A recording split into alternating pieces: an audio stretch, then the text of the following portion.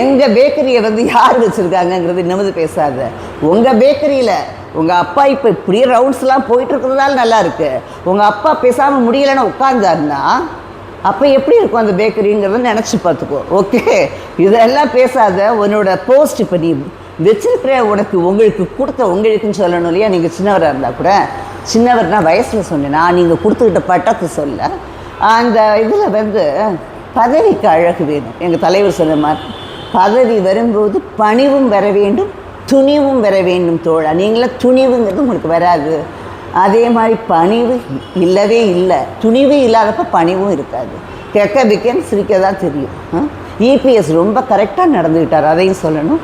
இந்த இடத்துல வந்து யாரையுமே வந்து ரொம்ப ஒரு ப்ளேம் பண்ணாமல், அட்டாக் பண்ணாமல், அவர் என்றைக்குமே எனக்கு அவரோட இது வந்து ஒரு கரெக்டாக இருக்குது. அவரோட பேச்செல்லாம் மெஷர்டாக இருக்குது. ஒரு சீசன்டு பாலிட்டிஷியனாக இருக்கார்.